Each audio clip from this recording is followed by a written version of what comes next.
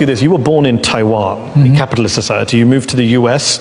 As a child, you studied at NYU and Princeton. You worked at the UN. But in 1975, I believe, you gave up your Taiwanese passport and your US green card to become a citizen of the People's Republic. What made you give up all those liberties and freedoms and move to China? I felt quite oppressed in the US. Okay.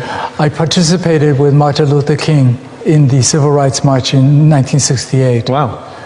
And against the war in Vietnam, and I had one of my fellow students at Princeton beaten to death by rednecks just because he was Chinese. And you thought China was the place to go to get more? No, I just thought if they don't want a Chinese, I'll just be Chinese. And you working to expand its form of ideology in order to bend, break, and replace the existing rules-based international order. Who's replacing rules of international order? Who's cracking down on WTO? Who's left the Paris Climate Agreement? Who's challenging the agreement that's reached with the Iranians? Who? It's not China. Have a defense budget which is bigger than the UK, France, South Korea and Russia combined. And yet you announced the biggest increase for 3 years. This is not just about words.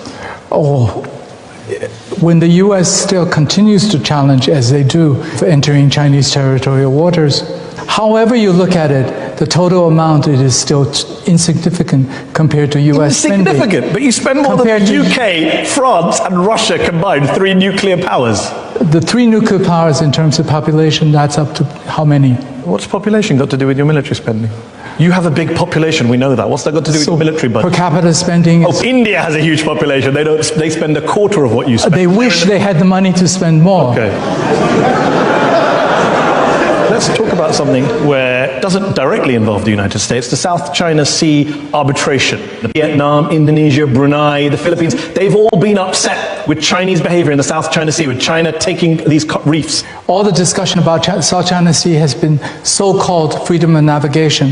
When was it last time you've seen a blockage of freedom of navigation? And when was the last time you heard the countries you've named, including Vietnam, raise an issue on China and South China Sea? It's only your friends, Americans and Australians, who are jumping up and down all over this.